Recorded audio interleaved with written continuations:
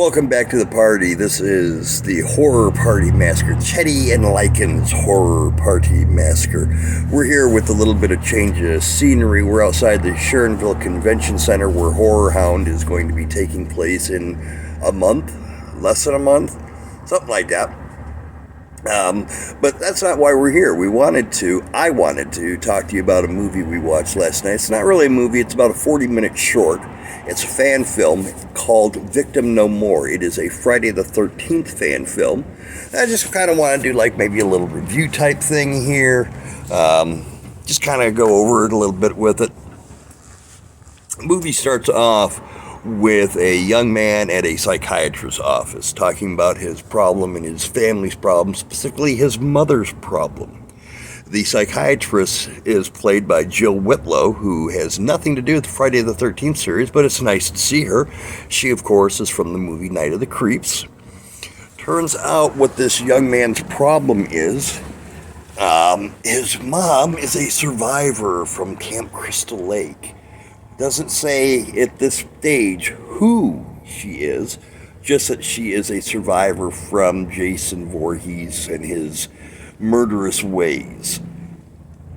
The son thinks of an idea that he shares with the psychiatrist, a way to help his family and the members of his the support group that his mother is in, of other survivors, of a way to help them ease their anxiety and maybe put everything to rest. And that idea is to go to Camp Crystal Lake and show them there is nothing to be scared of anymore. There is no Jason Voorhees. He is gone. You don't have to be afraid of him anymore. Well, we all know how that's going to turn out. That's going to turn out to be completely incorrect. But he's going to do it anyway. Even the psychiatrist goes, that might not be a good idea. We're going to cut to the actual forest around the Crystal Lake area. And we're introduced to two other characters that are hiking through the woods that are horror buffs, horror enthusiasts, and they are looking for Camp Crystal Lake and the campground. They want to see the crime scene. They want to take pictures and look for maybe some artifacts or something. As they're going along, they're showing off their knowledge of the Friday the 13th history, talking about Higgins Haven and Pinehurst and Camp Forest Green, talking about all these locations, just showing that they have a knowledge of it and that the film directors have a knowledge of Friday the 13th because they're throwing all this stuff out at you. As they're walking along, we are introduced to the brother of the female. He's dressed up like Jason, trying to scare him. It's all a ploy set up by the boyfriend and the brother to scare the girl. She's going to move in with him. They just made that little proposal of, will you move in with me? Boyfriend or the brother comes out dressed up. Oh my God, run, run. The sister knows it's not really Jason. It's just the brother. So there's the introduction to our other three characters. You got the young man that is going to go to Crystal Lake to try to ease his family's fear. And you have the three people that are looking for Crystal Lake to kind of just relish in the history of the place. Guy and girl continue on to the campground. The brother, dressed like Jason, goes off to take a piss. And he's drank so much that they can't wait for him to take a piss. They just might as well go on because he's drank a lot. So his piss is going to take all damn day. It's at this point where we are shown the lake. And a Friday the 13th New Blood Jason comes walking out of the water with all of his bones showing through, and you see his spinal cord and shoulder blades. It's a really good effect. I mean, they did really well on the costume for it. Of course, the brother dies. And this gives Jason access to, it's a simple effect. It's the twist the head around, snap his neck, twist the head around so his front's going that way and is looking back that way. But this gives Jason access to a couple things. It gives him access to a machete, a hockey mask, and a burlap sack that the brother was carrying the hockey mask around in. Now, it's an interesting choice. They went with a burlap sack, which I will say I didn't like it. Once they put the sack on Jason's head, I did not like the way it looked. There was just something about it that just looked bad, I thought. I don't know why they went with that option, but they did. So that was an interesting choice. We're going to cut back to the kid that wants to go to the camp for his family. Show him Jason's gone. We're cutting back and forth between him driving along the road and looking at his map. The main focus during this first part is on the three people that are there looking for the campground. They find it. They check out some cabins. They're looking around for stuff. They eventually, after several minutes of this, bump into Jason. Jason pretty quickly dispatches the woman right through with a machete. Pretty good effect, really good effect actually. I really like the way they did that. And then he takes her and spins her around a little bit and plants her up against the side of one of the cabins with his machete. So she's just stuck there, impaled by the machete up against this cabin. Well, the boyfriend, he just flips his fucking lid. And surprisingly enough, instead of not running away from Jason, he does something that you don't see very often. He charges Jason. He punches him. He pushes him. He tries to take Jason out. He's furious that his girl is dead, and he's going after Jason to just whoop his ass. And of course, it's Jason fucking Voorhees. You know that shit ain't gonna fly. Jason pins him up against a wall by the throat. Boyfriend tries to fight back further, grabs an interesting weapon, which I'll leave that little spoiler. I'm giving away everything in this, but I'm going to leave a couple things for you guys to see if you decide to watch this.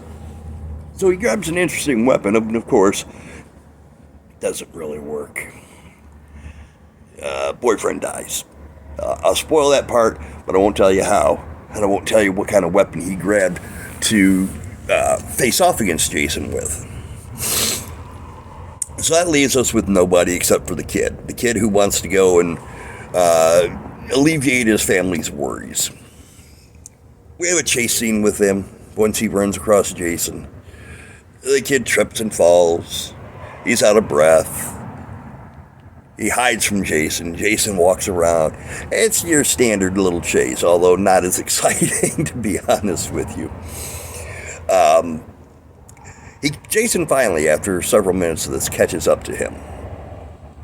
And in what you think is going to be the end of this kid, Jason's got his machete raised up above his head, and he's about ready to whack that kid, chop him and hack him to pieces. When all of a sudden you hear, kablam, kablam, kablam. You hear some bullets, kablam.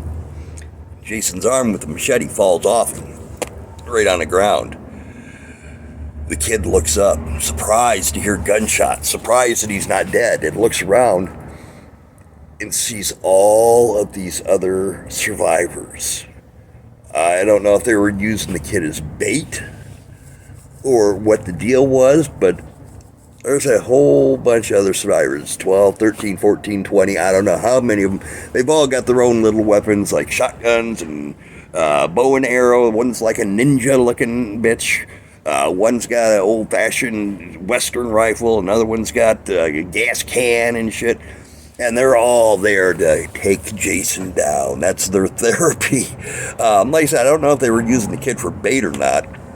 The one with the shotgun that shot him, her name is Megan. I don't know if for certain if that was Megan from Part 6 or if it was just another girl named Megan. It certainly wasn't played by the same actress. It was actually played by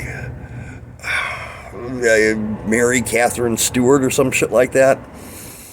I'll have to go and look it up again. I don't remember. But it's certainly not the original actress.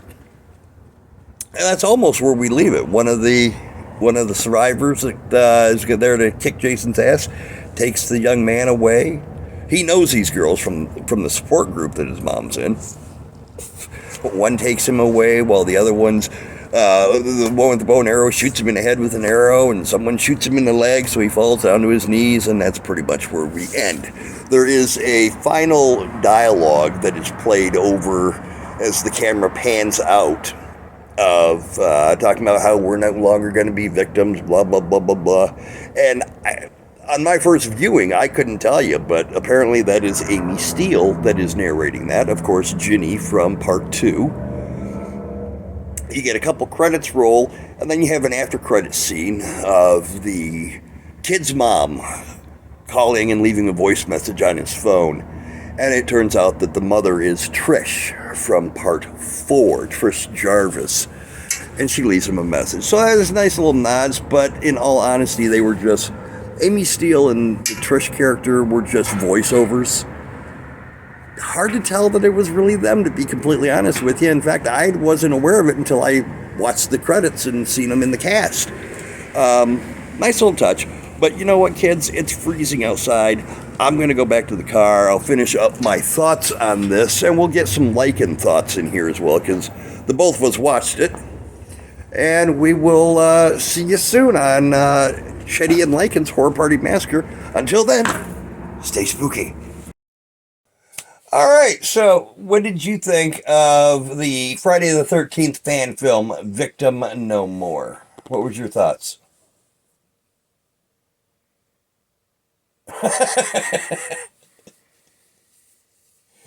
Okay, it's not very helpful. My fans that love me and know how I am, who do I hate more than anybody else on Friday the fucking 13th fucking movie franchise? Who do I complain about because some idiot virgin corrected me about the spelling or pronunciation or whatever of Jenny? Please. She's barely in it. And it's not, you don't even see her, just her voice saying like, what? 5 lines? I don't fucking care. Well, okay. So, let's just keep doing it like that. Besides her, I mean, what were your thoughts about it? Besides her, it was great. All right. It was great. What was it, Trish's kid or whatever? Yeah, Trish from Part 4. Who I thought was dead. No, she didn't die. For the longest time, I thought she was dead. And I thought her boyfriend or love interest or whatever was that little hunter-hiker thing. Yeah, well, I mean, just because she's got a love interest and he dies doesn't mean she can't fall in love with somebody else. I mean... Not in my movie. All right. I thought it wasn't bad. I mean... None of these Friday the 13th fan films feel like a Friday the 13th movie to me. I've watched several, and none of them feel like Friday the 13th. This one, interesting concept, but, I mean, they put out a great effort, but story-wise, I thought it was a little bit like, I don't know. I like the idea of his victims that survive, or not the victims, the survivors getting together and going all badass on him. That's a good thought. I had that thought for a Friday the 13th movie. And I liked the Night of the Creeps girl being in it. Oh, Jill Whitlow? Yeah. She was cool. The other thing, and this just popped into my head. The support group therapy people reminded me of a live action, which they've done a live action of this, or they're trying to do a live action of this cartoon. But it reminded me of Dungeons and Dragons. You got the archer, and you got the bow and arrow. The only thing that's missing is a fucking unicorn. Yeah, perhaps. You guys think I'm joking? I'm not joking. If I had Photoshop talent, I would Photoshop a scene in that fan film and add unicorn, uni, from Dungeons and Dragons, okay? I'm not kidding. Well, they were kind of like the Expendables of Friday the 13th franchise, where each one of them, well, if you noted, they weren't just all standing around, the average Joe people. They all had their special little thing. Like the one girl with the old style Western gun was all Western looking, and the girl with the bow and arrow was all ninja-like, and they were all had They didn't look like normal people. They looked like they were wearing their personality completely garbed in it. But what would have been cool is if the support group, the survivors, was the characters, just like Guinea. Why you're so hateful towards her? Look at that face. I'm so upset I don't even know where I was going with this. Look at that face. It would have been cool if the survivors, the characters, besides Trish and Guinea, was in the movie. Well, she hated it. Well, no, you didn't hate it. You said you liked it. But I liked it, except for that. I was all right with it. I wasn't bored with it per se, but I think it did drag on a little bit long. And I wish it would have been longer. The acting wasn't bad. The effects were pretty decent. Storyline was all right. It's just like I said, my biggest complaint is always going to be, it's a Friday the 13th fan film. It doesn't feel like a Friday the 13th film. It just feels like a killer in the woods. I don't know. Let us know down below in the comments if you watched it. I'm sure someone out there in our vast subscriber list has watched this movie. Let me know what you thought. Down there in the comments, down below. And until next time, stay spooky. It's the ring. I like it spooky. I want to thank you. Anything you want, you just name it.